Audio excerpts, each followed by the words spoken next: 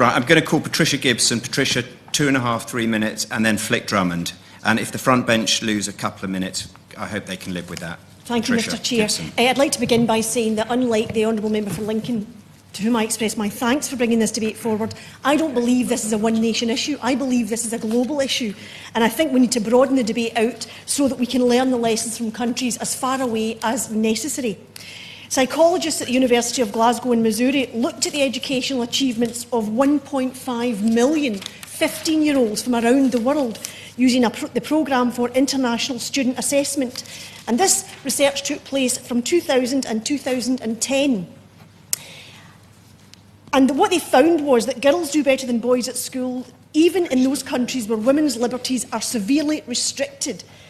Girls outperform boys in maths and reading in 70% of countries, regardless of gender equality. And even those countries, and I've said this before, even those countries like Qatar, who are infamous for their lack of gender awareness, the girls still outstrip the boys in educational performance. And only 3 regions in the world boys outperformed girls. And bizarrely, those places were Colombia, Costa Rica, and the Indian state of Himachal Pradesh. And I think we should look at those and see what they're doing that we are not.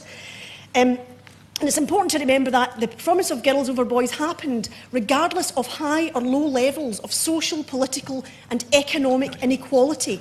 And there is no significant difference between performance in the United Kingdom and the United States. These are the kind of things we need to be looking at if we want to address this seriously.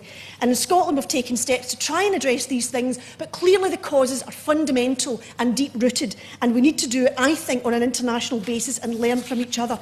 No child should be held back by their background. No child should be held back by their gender. And I think we need to have a serious debate about what's going on globally and tackle it with a more holistic approach than looking at counties and constituencies, because I think it's far more deep-rooted than that.